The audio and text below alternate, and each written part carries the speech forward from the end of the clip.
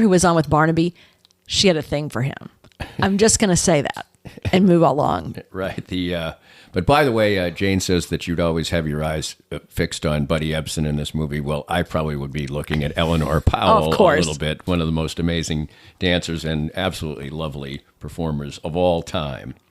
Well, both lovely, as a man and a woman, are John Gilbert and Greta Garbo.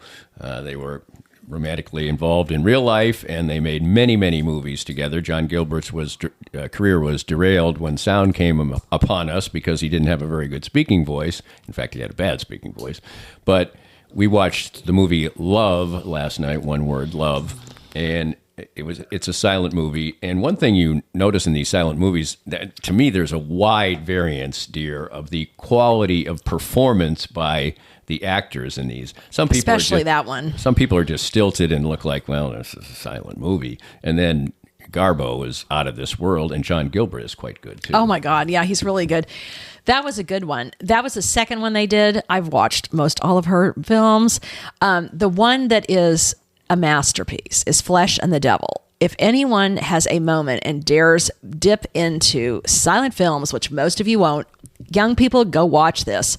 There's not a better or more erotic love scene in any movie for me than in that film. So go take a watch. And Garbo is just, she was a fine sound film actress, but her silent movie acting and her ability to portray emotion and love and lust with just her face is just remarkable and really, really enjoyable to watch. All right, we're going to end on a silly note. Jane, of course, as you've heard on previous episodes, is a big fan of the Tiny Chef. And now we have a Tiny Chef plush doll. Is that what it is? Plushy toy. All right, tell us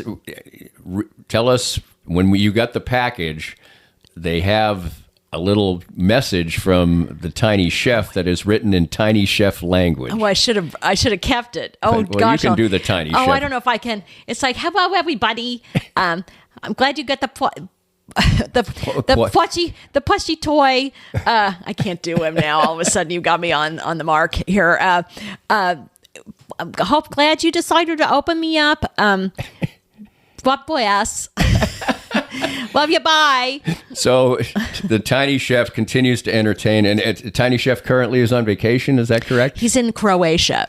Croatia is supposed to be like he's absolutely beautiful. He's now getting country. Great sponsorships because everybody loves him internationally, and so Priceline is now one of the sponsors. So they've got him. He was in Paris for the Olympics, and now he's dressed in one of those striped swimsuits. And he was supposed to guess where he's from. I think it's Croatia where he is now.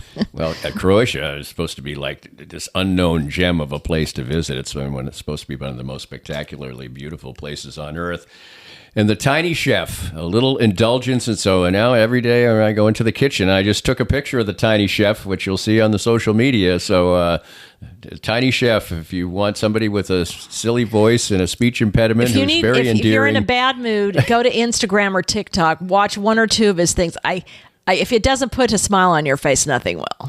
The Tiny Chef will make your day, and we hope we make your day every now and then. We're here every other week for Reconcilable Differences, part of our vast rotation of different podcasts from sports to music to couples banter, Thirsty Thursdays this week, all kinds of great stuff. And, listen in soon for whatever you like, including Reconcilable Differences with Danny and Jane. Bye.